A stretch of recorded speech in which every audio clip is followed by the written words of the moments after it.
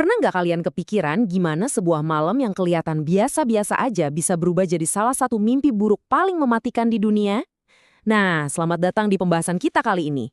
Hari ini kita bakal ngebedah sebuah peristiwa yang benar-benar ngubah cara dunia memandang keselamatan kerja selamanya.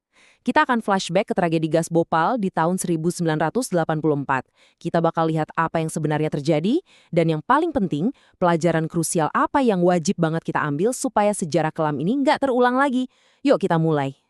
Bagian pertama, malam terjadinya bencana. Coba kalian bayangin sebuah kota yang lagi tidur lelap, tanpa firasat apapun soal bahaya yang lagi mengintai. Tanggal 2 Desember 1984, malam itu, di sebuah pabrik pestisida tua milik Union Carbide Corporation di Bhopal, sebuah reaksi berantai yang mematikan diam-diam mulai terjadi. Tangki-tangki besar yang seharusnya dijaga ketat malah berada dalam kondisi yang sangat nggak wajar.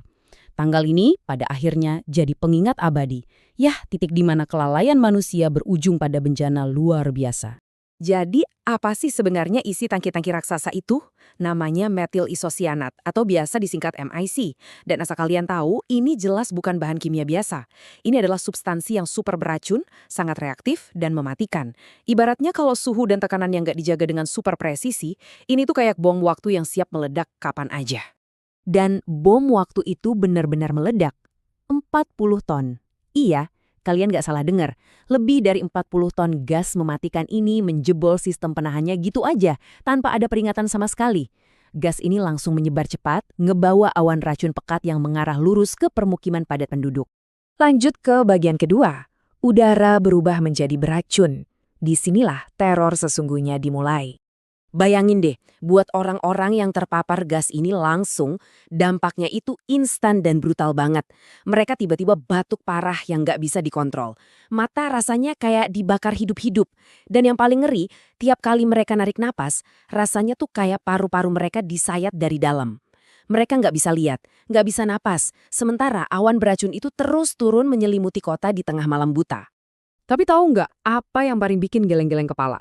Di tengah penderitaan yang luar biasa itu, nggak ada peringatan sama sekali. Nggak ada sirene pabrik yang bunyi, nggak ada panduan buat evakuasi, warga bener-bener sendirian ngadepin teror ini. Yang ada cuma kepanikan, orang-orang lari ke segala arah, dan pada akhirnya, kematian. Bagian ketiga, skala kehancuran. Mari kita lihat seberapa masif dampak dari kelalaian ini. 1,5 juta. Total ada lebih dari 500.000 orang yang terpapar gas mematikan ini. Coba direnungkan sebentar. Ini setara dengan populasi seluruh kota menengah yang tiba-tiba harus ngehirup udara beracun tanpa perlindungan apapun. Nggak heran kalau sistem kesehatan di sana langsung lumpuh total dalam semalam. Dan akibatnya fatal banget. Diperkirakan 15.000 sampai 20.000 nyawa hilang karena paparan gas tersebut. Pekerja, orang tua, sampai anak-anak kecil. Angka kematian yang gila ini bikin Bhopal tercatat sebagai tragedi industri paling buruk dalam sejarah modern kita. Tapi ternyata tragedinya nggak selesai pas matahari terbit. Buat mereka yang berhasil selamat, mimpi buruknya justru baru dimulai. Ribuan survivor harus ngejalanin sisa hidup mereka dengan penyakit kronis. Mulai dengan paru-paru yang rusak parah, kebutaan, sampai berbagai kondisi kesehatan yang melemahkan tubuh. Awan beracun itu benar-benar merenggut masa depan mereka, bukan cuma malam itu aja. Masuk ke bagian keempat, kegagalan sistem keselamatan. Kenapa hal semacam ini bisa sampai terjadi? Nah, ini yang mungkin bakal bikin kita semua frustrasi. Ini bukan bencana alam. Ini kelalaian manusia yang numpuk parah. Bayangin, alat-alat pabrik dibiarin nggak terawat. Sistem pengaman yang fungsinya mencegah kebocoran malah sengaja dimatikan cuma demi ngehemat biaya. Prosedur standar diabaikan terang-terangan. Jadi, serangkaian keputusan buruk dan sikap masa bodoh inilah yang menggelar karpet merah buat terjadinya bencana. Terakhir, bagian kelima, nyawa di atas segalanya. Ini adalah pesan inti yang harus kita bawa pulang. Kalian mungkin nanya, terus apa hubungannya sama kita sekarang? Jawabannya simpel. Semua prinsip kesehatan, keselamatan, dan lingkungan atau HSE modern yang kita kenal sekarang itu dibangun di atas abu tragedi Bhopal. Pakai APD lengkap atau ngadain toolbox meeting sebelum kerja itu bukan cuma rutinitas atau formalitas checklist di atas kertas. Kepatuhan mutlak sama standar keselamatan itu satu-satunya tameng kita biar sejarah nggak terulang. Intinya ini 100% soal nyelamatin nyawa.